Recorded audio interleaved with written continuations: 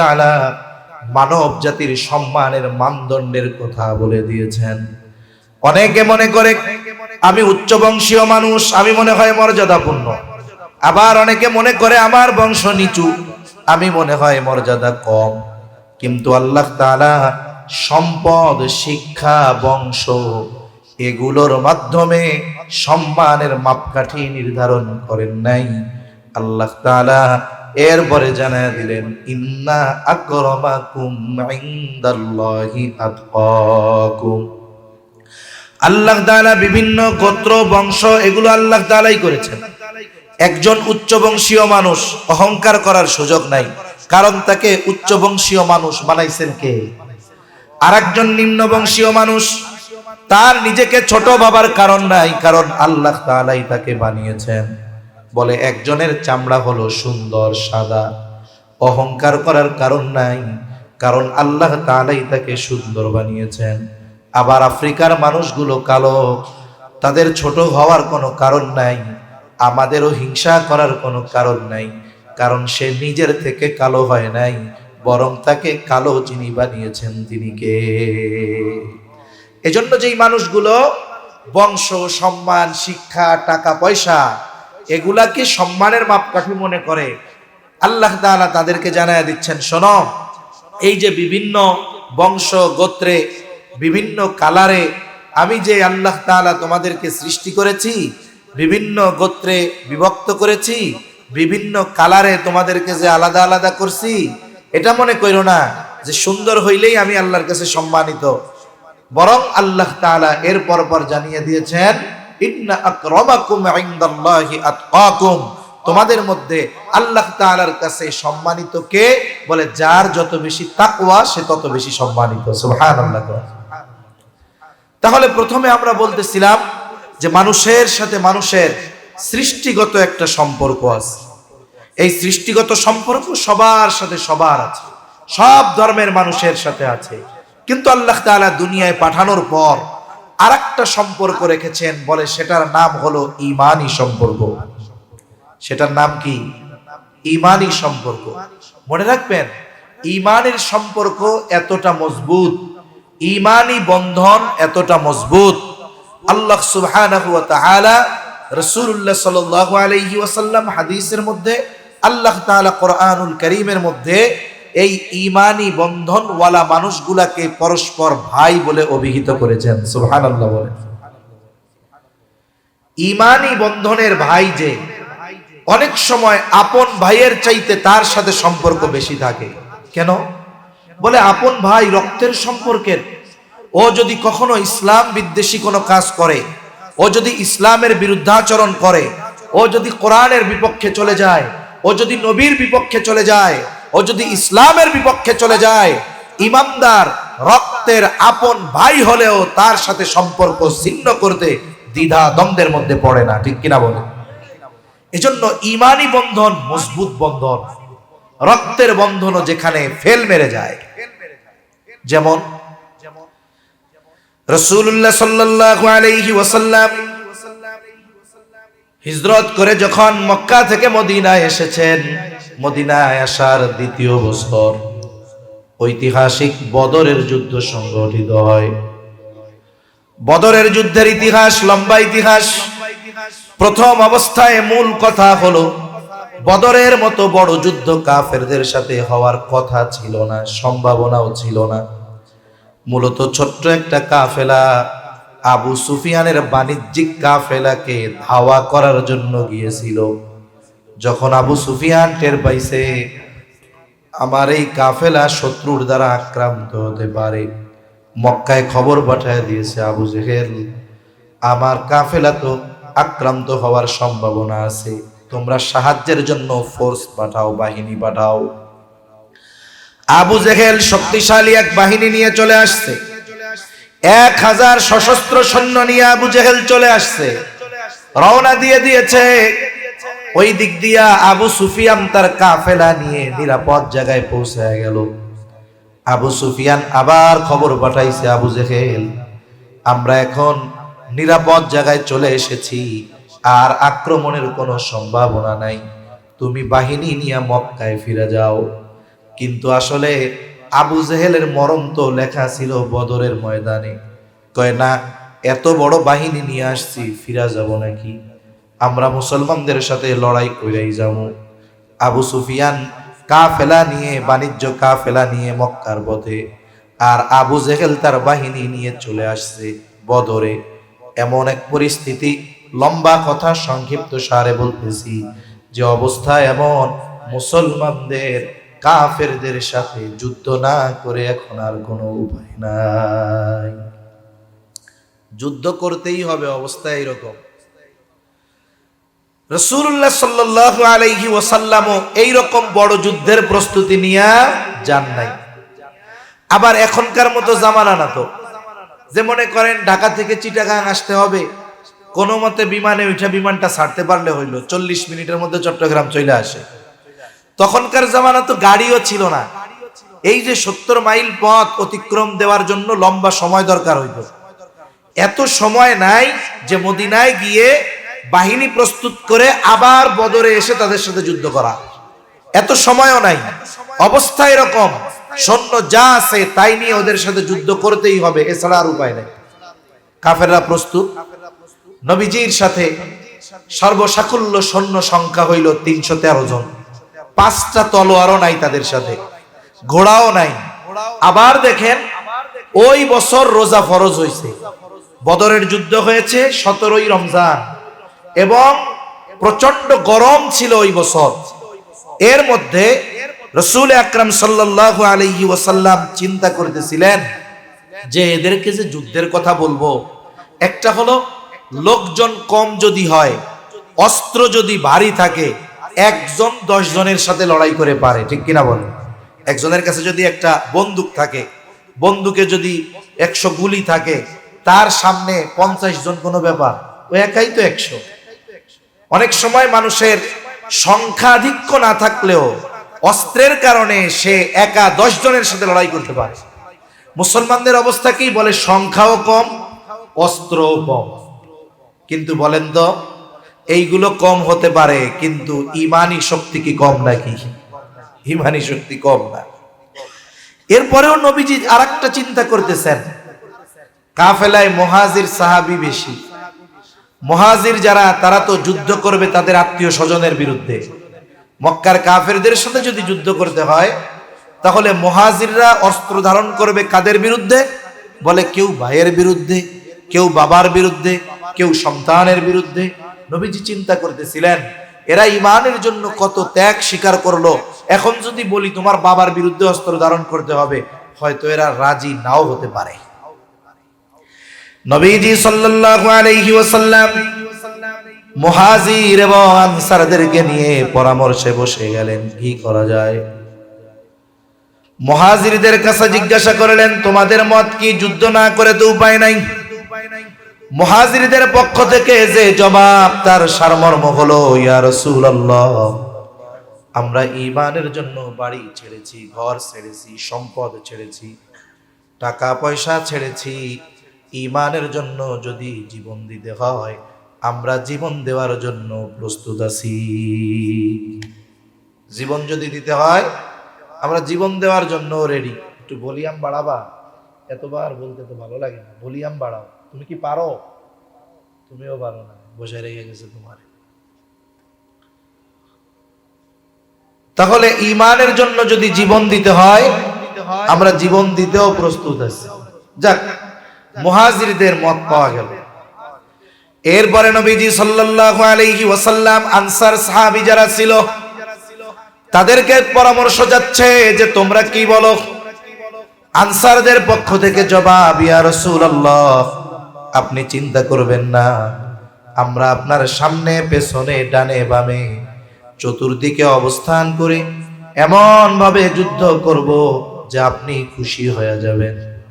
আর একজন দাঁড়ায় গেছে আনসারদের মধ্য থেকে, সে দাঁড়িয়ে বলে, ইয়া রাসূলুল্লাহ, আপনি আমাদের পরামর্শ চাচ্ছেন, শুনে নেন। আপনি যদি আমাদের সকলকে সমুদ্রের পাড়ে দাঁড় করায় দেন, সমুদ্রের পাড়ে দাঁড় করিয়ে যদি আপনি নির্দেশ দেন যে তোমরা এখনই সমুদ্রের মধ্যে ঝাঁপায় পড়ো, ইয়া রাসূলুল্লাহ, এই নির্দেশ দেওয়ার পরে আপনি তাকিয়ে দেখবেন আপনার নির্দেশের পরে একজন ব্যক্তিও সমুদ্রের পাড়ে দাঁড়িয়ে থাকবে না।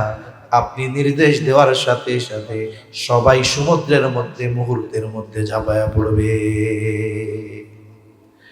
রাসূল সাল্লাল্লাহু আলাইহি ওয়াসাল্লাম প্রথমে চিন্তা করতেছিলেন যে এরা কি যুদ্ধ করতে রাজি হবে নাকি। রাসূল সাল্লাল্লাহু আলাইহি ওয়াসাল্লাম যখন দুই পক্ষের পরামর্শ করার পরে দুই পক্ষেরই মত পাইছেন, এক চিন্তা দূর হইছে। এখন সৈন্য সামন্তের সংখ্যা কত? বলে সৈন্য সামন্তের সংখ্যা হয়েছে 313 জন। কয়জন? 313 জন। এখন যুদ্ধের ময়দানে রাসূল সাল্লাল্লাহু আলাইহি ওয়াসাল্লাম চলে গেছেন।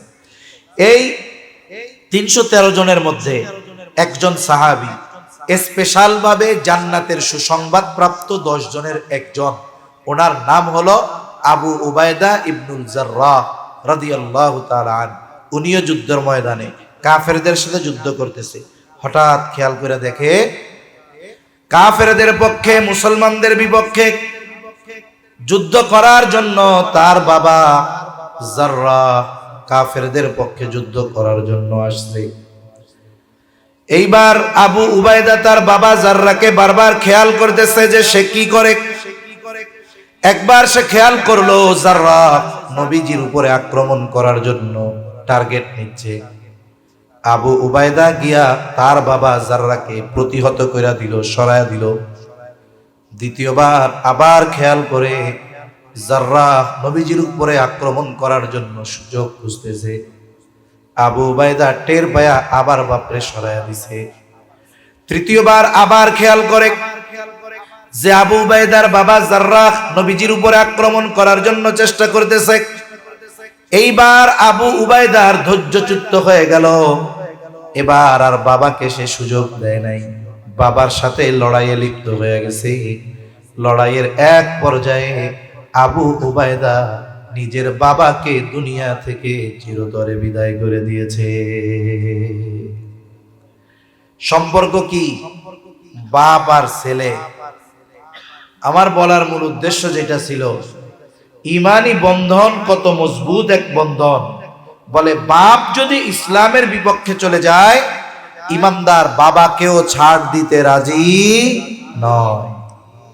এজন্য সৃষ্টিগত বন্ধনের চাইতে ইমানি বন্ধন এটার পাওয়ার বেশি। এটার সম্পর্ক কি? বলে এই মুমিন যারা এরা পরস্পর পরস্পর ভাইয়ের মতো। আবু উবায়দা ইবনুল জাররাহ রাদিয়াল্লাহু তাআলা আনহু সাইজ করে দিছে। এই ঘটনা সহ আরো কয়েকটা ঘটনাকে কেন্দ্র করে আল্লাহ তাআলা কোরআনুল কারীমের মধ্যে আবু উবায়দা ইবনুল জাররাহর প্রশংসা করেছে। সুবহানাল্লাহ বলে। তাহলে বোঝা গেল ইমানি সম্পর্কের মূল্য বেশি না কম? এখন বলেন, ইমানের কারণে আমাদের মধ্যে যেই সম্পর্কটা, এই সম্পর্কটা তো সুন্দর এক সম্পর্ক হওয়ার কথা ছিল। পারস্পরিক হৃদ্রতা, মহব্বত, ভালোবাসা, একে অপরের প্রতি আন্তরিকতা সর্বোচ্চ থাকার কথা ছিল, ঠিক কিনা বলেন? কিন্তু আফসোস, এই পৃথিবী থেকে অমুসলিমদের কথা বাদ দেন, আমরা মুসলমানদের মধ্যে কত দ্বন্দ্ব। এক মুসলমান অপর মুসলমানকে কষ্ট দিচ্ছে, বকা দিচ্ছে, হত্যা করে ফেলতেছে, দ্বিধাদ্বন্দ্বের মধ্যে পড়তেছে না। আর এক মুসলমানকে কষ্ট দেওয়া তার নিজের কাছে খারাপও লাগতেছে না, অথচ সে নিজেকে পাক্কা মুসলমান দাবি করতেছে। কিছু বিষয় আছে দাবি করার বিষয় নয়। মনে করেন একজন একেবারে তার চেহারাটা পুরা কড়াইয়ের কালির মতো কালো। মনে করেন লোকটা কি কালো, কথা বুঝেন তো? আমাদের এলাকায় আছে অনেকের নাম রাখে ধলা মিয়া। ধলা মানে কি গন্ধ? সাদা সাদা। এখন তার চেহারা হইল পুরো কালা, নাম দিছে ধলা মিয়া। এখন ও যদি বলে, আরে মিয়া আমি হলাম ধলা, কেন? আমার আব্বা মা নাম রাখছে না ধলা। এখন বলেন তো বাস্তবে সে কি ধলা নাকি? যতই নিজেরে বলুক আমি ধলা মিয়া বা সাদা মিয়া, কিন্তু চামড়া তো তার কালো। তাহলে বোঝা গেল প্রকৃতপক্ষে সাদা হওয়ার জন্য দাবি করলে হবে না। যদি তার চামড়াটা সাদা হইতো, নাম যদি কালা মিয়াও হইতো, মানুষ তারে সাদা হইতো, ঠিক কিনা বলেন? তার মানে অনেকে মনে করে মুসলমান এটা শুধু দাবির বিষয়, কিন্তু বিষয়টা এমন নয়। আমার মধ্যে মুসলমানের কোয়ালিফিকেশন থাকতে হবে, মুসলমানের যোগ্যতা থাকতে হবে। আমার মধ্যে যদি মুসলমানের সেই কোয়ালিটি গুলো না থাকে, কোয়ালিফিকেশন গুলো না থাকে, আমি যতই চিল্লাই না কেন আমি মুসলমান, আমি ভালো মানুষ, আমি দিনদার, আমার দাবি করতে পারি আমি, কিন্তু বাস্তবে মুসলিম দিনদার হওয়া আমার জন্য সম্ভব নয়। এজন্য নবীজি সাল্লাল্লাহু আলাইহি ওয়াসাল্লাম প্রকৃত মুসলমান কারা তাদের কথা নবীজি জানিয়ে দেন। নবীজি সাল্লাল্লাহু আলাইহি ওয়াসাল্লাম বলেন, আল মুসলিমু মান সালিমাল মুসলিমুনা মিন লিসানিহি ওয়া ইয়াদিহি। নবীজি সাল্লাল্লাহু আলাইহি ওয়াসাল্লাম বলেন, প্রকৃত মুসলমান হলো সে, বলে যার হাত, জবান এবং হাতের অনিষ্ট থেকে অপর মুসলমান নিরাপদ থাকে। আমার জবান এবং হাতের অনিষ্ট থেকে অপর মুসলমান যদি অনিরাপদ থাকে, তাহলে আমি প্রকৃত মুসলমান হতে পারি নাই। আমি যত নামাজ রোজা করি না কেন, আমি যত ইবাদত করি না কেন, আমি যদি অপর মুসলমানকে কষ্ট দেই কথার দ্বারা, আমার হাতের দ্বারা, অঙ্গ প্রত্যঙ্গের দ্বারা, বলে কাজ হবে না। নবীজির কাছে দুইজন মহিলার কথা নিয়ে আসা হয়েছে। বলা হচ্ছে, ইয়া রাসূলুল্লাহ সাল্লাল্লাহু আলাইহি ওয়াসাল্লাম, একজন মহিলা সে কোনো ইবাদত বাদ দেয় না, ফরজ ইবাদতের সাথে সাথে অতিরিক্ত সব নফল ইবাদত গুলো করে, কিন্তু তার একটা বদ অভ্যাস, সে প্রতিবেশীকে কষ্ট দেয়। আর একজন মহিলা সে অনেক নফল ইবাদত করে না, যেগুলো না করলেই নয় জরুরি ফরজ, এইগুলা করে, কিন্তু সে মানুষকে কষ্ট দেয় না, প্রতিবেশীর সাথে ভালো ব্যবহার করে। ইয়া রাসূলুল্লাহ, এই দুইজনের মধ্যে কে বেশি উত্তম? নবীজি বলেন, ইবাদত যে কম করে, মানুষের সাথে ভালো ব্যবহার করে, নবীজি বলেন ওই মহিলা বেশি উত্তম। তাহলে দেখছেন, আমরা ইবাদত করি, তাহাজ্জুদ পড়ি, আওয়াবিন ইশরাক সব পড়ি, কিন্তু আরেক মুসলমানকে আমরা কষ্ট দেই। জবানের দ্বারাও হতে পারে, অঙ্গ প্রত্যঙ্গের দ্বারাও হতে পারে। বলেন তো, এই নামাজ পড়ে, এই ইবাদত করে বাস্তবিক অর্থে প্রকৃত মুসলমান হওয়া যাবে? যাবে না। রাসূলুল্লাহ সাল্লাল্লাহু আলাইহি ওয়াসাল্লাম জানায় দেন, আমরা মুসলমানদেরকে বিভিন্ন ভাবে কষ্ট দেই। কষ্ট অনেক সময় আঘাতের মাধ্যমে দেই, অনেক সময় জবানের মাধ্যমে দেই। নবীজি বলেন, সিবাবুল মুমিনি ফুসুক ওয়া কিতালুহু কুফর। নবীজি সাল্লাল্লাহু আলাইহি ওয়াসাল্লাম বলেন, মুমিনকে গালি দেওয়া ফাসিকি, আর হত্যা করা হলো কুফরি। মুমিনকে গালি দেওয়া কি? হত্যা করা কুফরি। সম্প্রতি সময়ের ঘটনা আপনাদের কম বেশি সবার জানা আছে। এই যে কয়েকদিন আগে বিশ্ব ইজতেমা টঙ্গী, 17 তারিখ দিবাগত রাত, মানে 18 তারিখ হয়ে যায় তো ইংরেজি হিসাবেও, 18 তারিখ সুবহে সাদিকের পূর্ব মুহূর্তে টঙ্গীর ময়দানে শুরাই নিজামে উলামা ইকরামের তত্ত্বাবধানে যারা দাওয়াতি মেহনত করেন, তাবলীগের মেহনত করেন, মাঠ প্রস্তুত করার জন্য কিছু ভাই ময়দানে অবস্থান করতেছে। এর আগের একটু বিষয় কিছু বলা দরকার। যেমন গত নভেম্বরের 5 তারিখ যখন উলামা ইকরামের তত্ত্বাবধানে তাবলীগ নিয়ে অভ্যন্তরীণভাবে এক ষড়যন্ত্র চলতেছিল, এই ষড়যন্ত্রের খবর যখন উলামা ইকরাম জানতে পেরেছেন, উলামা ইকরাম, উলামা তলাবা, সাথে সাথে উলামা ইকরামের তত্ত্বাবধানে পরামর্শে যারা দাওয়াত ও তাবলীগের মেহনত করেন, সেই ভাইদের সমন্বয়ে একটা মহাসমাবেশ হয়েছে। সবাই সেখানে গিয়েছে। ওইখানে যাওয়ার পরে ওরা কিন্তু নিচে নিচে তলে তলে কঠিন এক ষড়যন্ত্রের জাল বুনেছিল। এই কারণেই কিন্তু মুহূর্তের মধ্যে 2-3 দিনের মধ্যে এই মহাসমাবেশের আহ্বান করা হয়েছে। অনেকে ওই অভ্যন্তরীণ খবরটা জানে না। যাই হোক, ওইখানে গিয়ে তাদের ষড়যন্ত্রের প্রেক্ষাপট সামনে রেখে উলামা ইকরাম কিছু কঠোর সিদ্ধান্ত নিলেন। কঠোর সিদ্ধান্তগুলোর মধ্যে একটি সিদ্ধান্ত হলো যে এই বছর অন্যান্য বছরের ন্যায় হবে না, বরং এই বছর ইজতেমা 2 পর্বে হবে এবং 2 পর্বই উলামা ইকরামের তত্ত্বাবধানে অনুষ্ঠিত হবে। ঠিক কিনা বলেন? আপনারা শুনছিলেন না? এই সিদ্ধান্ত দেওয়া হয়েছে। যাক, এরপরে ষড়যন্ত্রকারীরা তো ষড়যন্ত্র চালায়াই গেছে।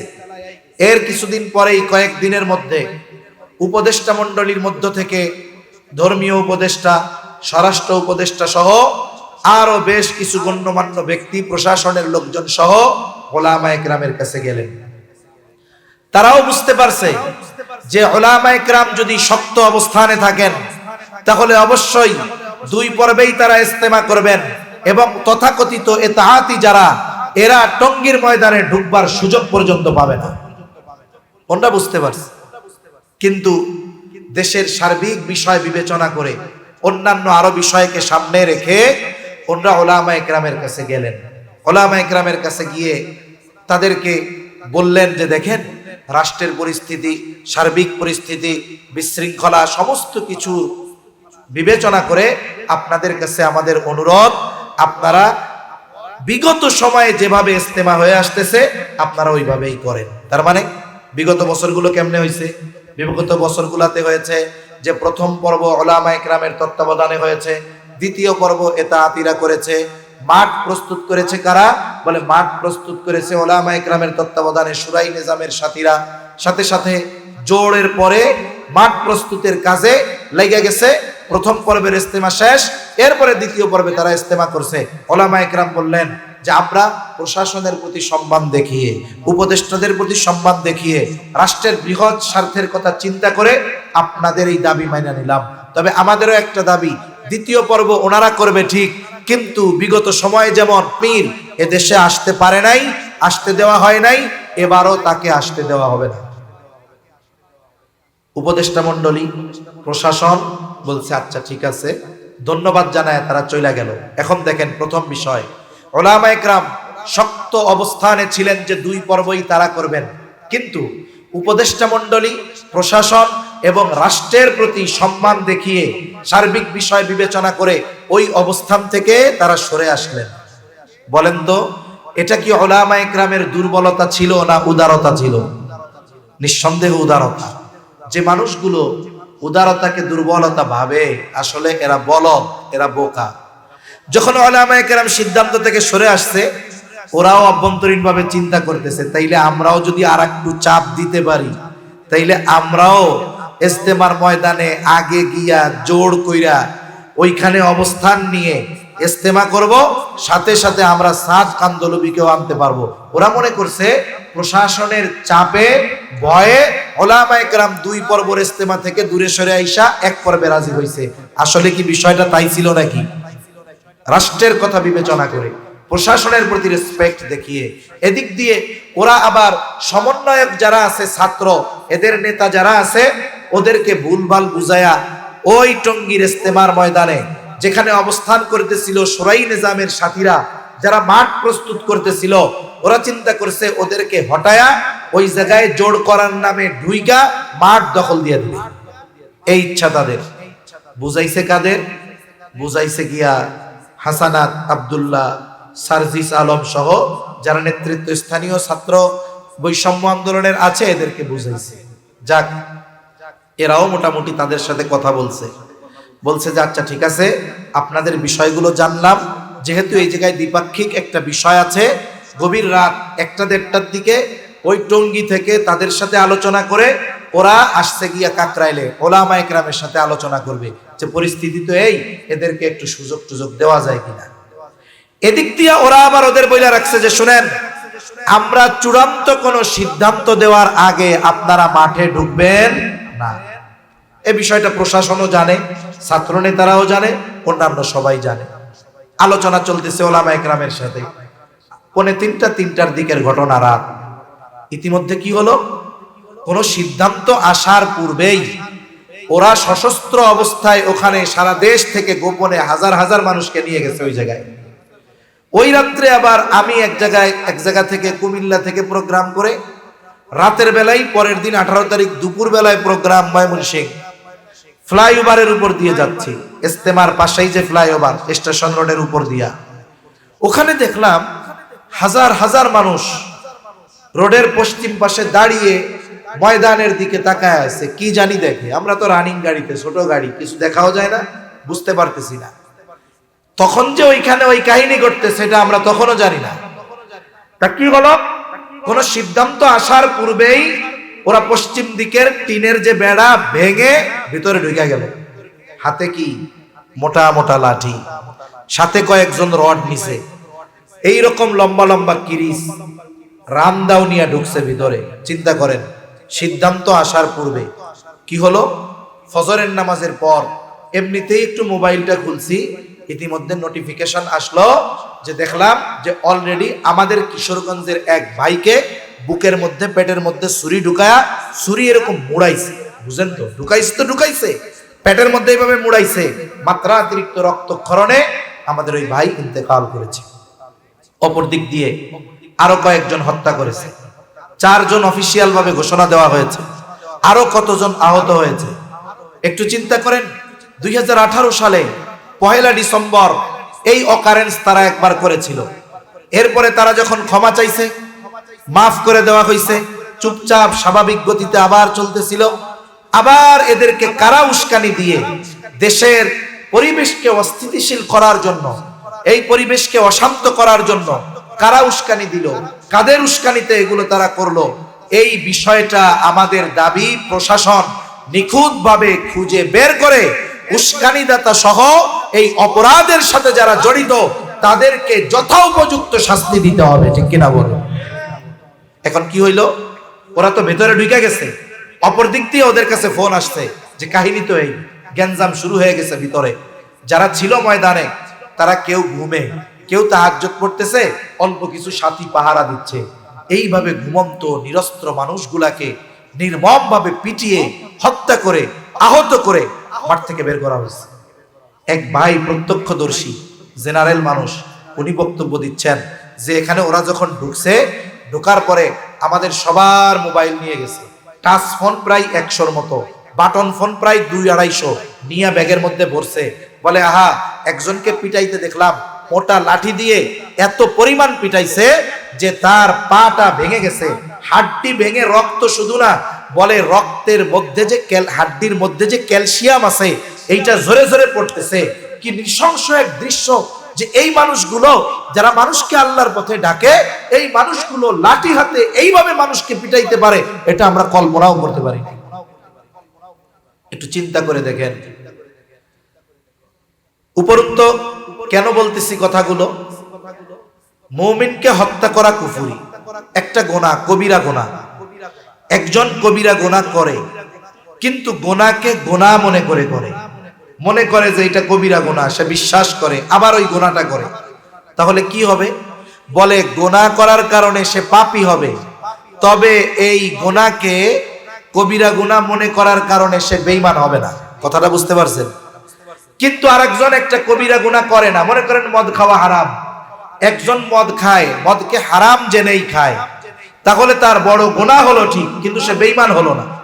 কিন্তু আরেকজন মদ খায় না, কিন্তু মদকে হারাম মনে করে না, তাহলে কি হবে, বলে তার ঈমান থাকবে কিনা সন্দেহ আছে, ঠিক কিনা বলেন। এই ইতাআতীদের একজন একটা বই লিখছে, বইয়ের মধ্যে সে লিখছে যে যারা সাদ কান্দলবিকে আমির মানে না, বলে এদেরকে হত্যা করা ওয়াজিব। নাউজুবিল্লাহ। লিখছে একজন আলেম, আব্দুল্লাহ মাসরুর কাসেমি নাকি তার নাম।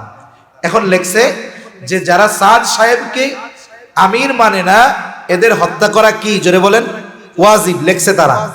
এখন এই কথা যখন সাধারণ আওয়াম মানুষদেরকে শোনানো হয়েছে যে শোনো, এই ইতাআত সাধারণ ইতাআত না, ওনারা যদি আমির না মানো কত বড় অপরাধ, বলে হত্যাযোগ্য অপরাধ হয়। আওয়াম মানুষ তো বুঝে না, এই জন্য এরা এখন মনে করতেছে কি, যে যারা সাদ সাহেবকে আমির মানে না তাদের হত্যা করা কি ওয়াজিব। এখন এই কাজ যদি করে তাহলে তো সওয়াব হবে, ঠিক না? এক ভাই বলতেছিলেন, উনি শুনছেন আর কি কোন এক ভিডিওর মধ্যে, ওরাও তো ভিডিও করছে কিছু, বলে ছাত্র তলাবা ওলামাদের পিটাইতেছে, আর বলে শোন এরা হলো সব ওলামায়ে সু, এদেরকে মারলে সওয়াব হবে। এখন বলেন তো, যারা হত্যা করছে এরা যদি সত্যই ফজিলত মনে করে হত্যা করে থাকে, এমনি তো হত্যা করছে বড় গুনাহ হইল, আবার যদি ফজিলত মনে করে হত্যা করে থাকে, এখন এদের ঈমান আছে কিনা এটা নিয়েই তো সংশয় আছে। কথা কি বুঝাইতে পারি নাই মনে হয়? এজন্য বিষয় হলো ভাই, নবীজি সাল্লাল্লাহু আলাইহি ওয়াসাল্লাম বলেন, সিবাবুল মুমিনি ফুসুকুন ওয়া কিতালুহু কুফর। এক মুমিন অপর মুমিনকে গালি দিবে, বলে এটা ফাসিকি। হত্যা করবে, বলে এটা হলো কুফরি কাজ। এই জন্য আমাকে আপনাকে সতর্ক থাকতে হবে। আমি আমার জবান দিয়ে কখনো কোনো মুমিন ভাইয়ের উপরে বকা দিব না, খারাপ আচরণ করব না, আবার কখনো আমি তার উপরে কখনো আঘাত করব না। কারণ নবীজি সাল্লাল্লাহু আলাইহি ওয়াসাল্লাম বলেন, এক মুসলমানের জন্য অপর মুসলমানের উপরে হারাম। কি বলে? ওই মুসলমানের সম্মান, ইরদুহু ওয়া মালুহু ওয়া দামুহু, তার সম্মান, তার মাল, তার রক্ত হারাম। তার মানে আমি যদি কোনো মুমিনের সম্মান নষ্ট করি, তাহলে এটা কাজটা হারাম কাজ হবে। আমি যদি এক মুমিনের মাল আত্মসাৎ করি, এটা নিঃসন্দেহে বড় গুনাহ হবে। আমি যদি অপর মুসলমানকে কখনো আঘাত দিয়ে রক্তাক্ত করি, এটা আমার জন্য বড় পাপের কাজ হবে। উলামায়ে কেরাম হয়তো অনেক সময় কথা বলতে গিয়ে একটু কড়া কথা বলে, একটু কড়া কথা বলে, ঠিক, কিন্তু বলেন তো কোন আলেম কি আমাদের এই কথা বলছে? যারা ইতাআত করে, সাত কান্দলবিপন্থী, এদেরকে তোমরা পিটাইয়া মাথা ফাটায় দিবা, এরকম কেউ কোনোদিন বলছে? কেউ কোনোদিন বলে নাই। হয়তো বিরোধিতার ক্ষেত্রে কঠোরতা অবলম্বন করা হয়েছে, কিন্তু শারীরিকভাবে হেনস্থা করা, বকা দেওয়া, কাফের বলা, আঘাত করে রক্তাক্ত করা, এই ধরনের কোন নির্দেশনা উলামায়ে কেরাম কখনো দেয় নাই। কিন্তু তারা তো কিতাব লেখা আমাদের উপরে ফতোয়া দিয়ে দিছে যে এদেরকে যদি পেটানো যায় তাহলে সওয়াব হবে। সাদ সাহেবকে যারা মানে না, বলে এদেরকে হত্যা করা ওয়াজিব। চিন্তা করেন তো আমাদের মধ্যে দূরত্বটা তাহলে কত হয়ে যাচ্ছে। অথচ এ তাবলীগের ইতিহাস যদি বলতে যাই, লম্বা কথা, লম্বা হয়ে যাবে।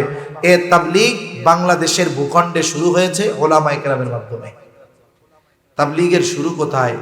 বলে শামসুল হক ফরিদপুরি সদর সাহেব হুজুর রহমাতুল্লাহি আলাইহি গওহরডাঙ্গার জমিনে শুয়ে আছেন শামসুল হক ফরিদপুরি রহমাতুল্লাহি আলাইহি।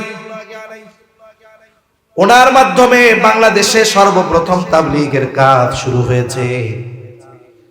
উনি আমির বানায়া দিয়েছিলেন মাওলানা আব্দুল আজিজ রহমাতুল্লাহি আলাইহিকে। আর বাংলাদেশের প্রথম মার্কাজ ছিল বাগেরহাটের মোল্লাহাট থানার উদয়পুর মাদ্রাসায়, উদয়পুর গ্রামে।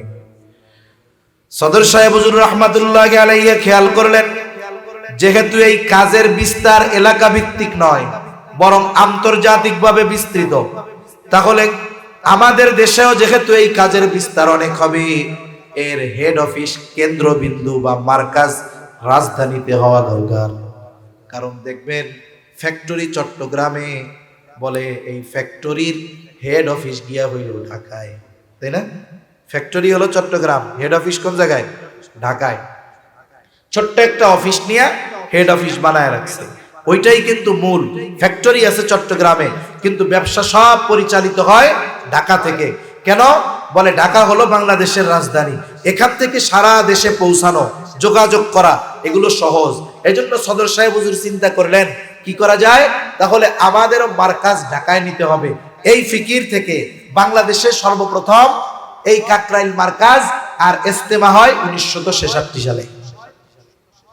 তাহলে দেখেন এই কাজ এদেশে শুরু হয়েছে আলেমদের হাত ধরে। আলেমরা আস্তে আস্তে আওয়ামদেরকে জুড়াইছে। কি পরিমাণ আওয়ামদের জুড়ানো হয়েছে, মানুষেরা দ্বীনের পথে আসছে। আলেম উলামাও তাদেরকে সর্বোচ্চ রেসপেক্ট করেছে, সম্মান করেছে। আমরাও দেখেছি, আমরা যখন মাদ্রাসায় পড়েছি, মাদ্রাসার মসজিদে জুমার দিন যিনি খতিব, তিনি বড় শাইখুল হাদিস, বড় বুজুর্গ আলেম। হুজুরে জানানো হয়েছে, হুজুর দাওয়াত ও তাবলীগের সাথীরা এসেছে, জামাত এসেছে, তাবলীগ জামাত। উনি কি করছেন? নিজে ওই শুক্রবারের দিন বয়ান না করে ওই কাফেলার বা ওই দলের যিনি বিজ্ঞ ব্যক্তি আছেন, অথবা আমির আছেন, ইঞ্জিনিয়ার সাহেব হোক আর ডাক্তার সাহেব হোক, উনি ডাইকা বলছেন আজকে আপনি বয়ান করেন। শাইখুল হাদিস সাহেব নিচে বৈশা, আমির সাহেব ইঞ্জিনিয়ার ডাক্তার, তাকে মেম্বারে উঠায় বসায় দিছে। উনি বয়ান করছে, নিচে বৈশা বৈশা শাইখুল হাদিস শুনছে। আসলে এই বিষয়গুলো ভালো, সাথে আমার মনে হয় কিছু মন্দ কাজও হয়েছে। যে যেই স্তরের তাকে সেই স্তরে রাখতে হয়। আপনি যদি মাথায় উঠায় দেন, ও মনে করবে আমি মনে হয় ওনার চাইতে বিজ্ঞ যোগ্য বেশি মনে হয়, এজন্যই তো আমার নিচে উঠাইতে। অথচ আলেম ওলামাদের উদারতা ছিল, নিজে মেম্বার ছেড়ে একজন আওয়ামকে মেম্বারে বসাইছে কেন? বলে মহব্বতের কারণে, ভালোবাসার কারণে। ঠিক কিনা বলেন? এটাকে এক গ্রুপ দুর্বলতা মনে করে নিয়েছে। তারপরে কি হইল? আস্তে আস্তে ওরাই নিজেরা ফতোয়া দেওয়া শুরু করছে, ওলামা একরামের সাথে যাওয়া যাবে না। কেন? বলে ওলামা একরাম আল্লাহর রাস্তায় সময় লাগায় না। আরে ভাই, মৌলানা সাহেব বছরের পর বছর ধরে হাদিস পড়াচ্ছে, একজন কোরআনের দর্স দিচ্ছে, তাফসীরের দর্স দিচ্ছে, ফিকাহের দর্স দিচ্ছে, তাহলে এরা কি শয়তানের পথে আছে নাকি? আছে কার পথে? জোরে বলেন। আল্লাহর পথে, আল্লাহর পথে। এজন্য ওলামা একরাম দেখলেন যে দিনের এই শোভা, এই শাখাটা আমার জেনারেল ভাই, দিনদার ভাইয়েরা সুন্দর মতো দায়িত্ব পালন করতেছে, তাহলে আমরা মাদ্রাসাগুলোই খেদমত করি, আমরা হাদিসের খেদমত করি, আমরা কোরআনের খেদমত করি, আমরা তাফসীরের খেদমত করি, আমরা ফিকহের খেদমত করি, উম্মতের মাসলা মাসাইলগুলো আমরা বর্ণনা করি।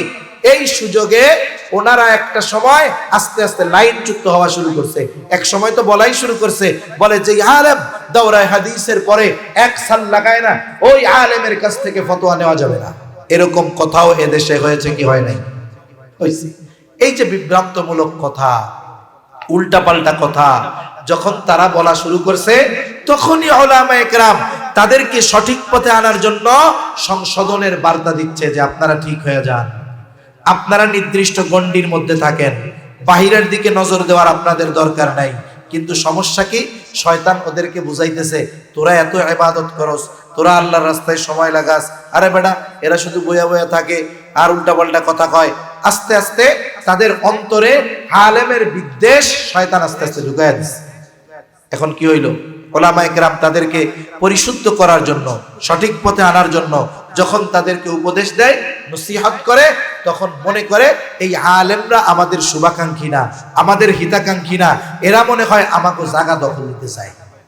বলেন তো, ওরা যদি ওদের সঠিক পথে থাকতো, তাহলে ওদের সাথে আমাদের এই দূরত্ব হইতো নাকি? দূরত্ব হইতো না। আমরা আমাদের চেয়ার ছেড়ে ওদেরকে চেয়ারে বসায় দিতাম বয়ান করার জন্য, ঈমান ইয়াকিনের কথা বলার জন্য। কিন্তু আফসোস, ওরা যখন লাইনচ্যুত হওয়া শুরু করেছে, ওলামা একরাম যখন তাদের লাইনে আনার ফিকির করেছে, সোজা পথে চলার কথা বলেছে, আলেমদেরকে ওরা দুশমন মনে করে বসে আছে।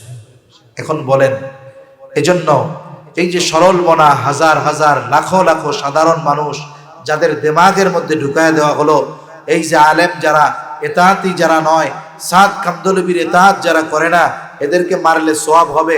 বলেন তো, এই মানুষগুলো এই বিশ্বাস অন্তরে নিয়ে যদি জীবন যাপন করতে থাকে, ওলামা বিদ্বেষ, আলেমদের প্রতি বিদ্বেষ নিয়ে যদি জীবন যাপন করতে থাকে, হায় রে। ইবনুল কাইয়্যুম জাওজি রাহমাতুল্লাহি আলাইহি বলেন, যেই মানুষগুলো অন্তরের মধ্যে ওলামা ইকরামের প্রতি বিদ্বেষ রাখে, এমন কোন মানুষকে আমি ভালোভাবে মরতে দেখি নাই। এজন্য আমরা আলেম হইতে না পারি, কিন্তু ওলামা ইকরামের প্রতি আমাদের জন্য কোনো বিদ্বেষ না থাকে। কারণ ওলামা ইকরাম এ জাতির কল্যাণ চায়, ওলামা ইকরাম ভালো চায়। আরে এই দেশে বিশৃঙ্খলা লাগায়া ওলামা ইকরাম কোথায় যাবে? আপনাদের দেশের কোন আলেমের কানাডায় 2-4টা বাড়ি আছে নাকি? জোরে বলেন, আছে? ইংল্যান্ডে আছে, আমেরিকায় আছে, কোথাও তার বাড়ি নাই। মানি লন্ডারিং করে না, টাকা পয়সা পাচার করে না। তার মানে এই দেশেই থাকতে হবে হুজুরদের, যেই দেশে তাদের থাকতে হবে সেই দেশে বিশৃঙ্খলা সৃষ্টি করা, এটা তো বোকামির কাজ। এজন্য আলেমরা চায় যে এই দেশ যদি শান্তিপূর্ণভাবে পরিচালিত হয়, এই দেশের মানুষ যদি দ্বীনের উপরে চলে, তাহলে আমাদের জন্যও ভালো। এই নিজের স্বার্থের কথা চিন্তা করে হলেও ওলামা ইকরাম চান যে এই দেশ শান্তিপূর্ণ থাকুক, এই দেশ সঠিকভাবে দ্বীনের উপরে চলুক। সেজন্য মনে রাখবেন, ওলামা ইকরাম জাতির কল্যাণ চায়, ওলামা ইকরাম জাতির ভালো চায়। এরা কখনো জাতির অকল্যাণ চায় না। কিন্তু কিছু মানুষ রাষ্ট্রদ্রোহী, স্বৈরাচারের দোসর হয়ে, আর সরল মনা কিছু মানুষের অন্তরে আলেম ওলামাদের প্রতি বিদ্বেষ ঢুকায়া দিয়ে, দাওয়াত ও তাবলীগের নাম দিয়ে এই মানুষগুলো বিশৃঙ্খলা সৃষ্টি করার পায়তারা চালিয়ে যাচ্ছে। মনে রাখতে হবে, দাওয়াত ও তাবলীগের এই মোবারক মেহনত ষড়যন্ত্র করে কেউ বন্ধ করতে পারবে না। তবে এই দেশে যদি দাওয়াত ও তাবলীগের কার্যক্রম চলে, অবশ্যই অবশ্যই উলামায়ে হাক্কানির তত্ত্বাবধানেই চলবে, ঠিক কিনা বলেন? সঠিক পথ নির্দেশনা উলামায়ে কেরাম দিবেন। এ ব্যাপারে চূড়ান্ত সিদ্ধান্তে ইনশাআল্লাহ উলামায়ে কেরাম গিয়েছেন। ইনশাআল্লাহ সামনেও এই সিদ্ধান্তের উপরে তারা অটল থাকবেন। আর আমরাও আল্লাহর কাছে দোয়া করি যে অস্থিরতা চলতেছে এটা যেন দূর হয়ে যায়। সকলে বলি আমিন। এখন আসেন, এই ভ্রাতৃত্ব বন্ধন আমাদের অটুট করার দরকার, কারণ আমাদের সম্পর্ক ঈমানি সম্পর্ক। আমরা কি করব? যে যে দল করুক, যে যে মতের হোক, সে যদি ঈমানদার হয়, আমরা তার জান, মাল, সম্মান, সম্পদ কোনো কিছুর ক্ষতি করব না। জোরে বলেন, কোনো কিছুর ক্ষতি করব না। সাথে সাথে যারা সঠিক পথের উপরে আছে, আমরা সবাই সবাইকে এক দেহের মতো মনে করব, কারণ রাসূল সাল্লাল্লাহু আলাইহি ওয়াসাল্লাম বলেন, মুসলমান একটি দেহের ন্যায়। যখন তার পায়ে কাটা ফুটে, পুরা দেহ এই ব্যথা অনুভব করে। যখন মাথায় ব্যথা হয়, কষ্ট পায়, গোটা দেহ সেটাকে অনুভব করে। এজন্য মুসলমান মুসলমানের প্রতি হৃদ্রতা, মহব্বত, ভালোবাসা এটা সর্বোচ্চ রাখতে হবে। আর আমার দ্বারা কোন মুমিন যেন জবানের দ্বারা কষ্ট না পায়, কোন মুমিন যেন আমার হাতের দ্বারা কষ্ট না পায়, কোন মুমিনের সম্মান যেন আমার কারণে বিনষ্ট না হয়, কোন মুমিনের মাল যেন আমার কারণে বিনষ্ট না হয়।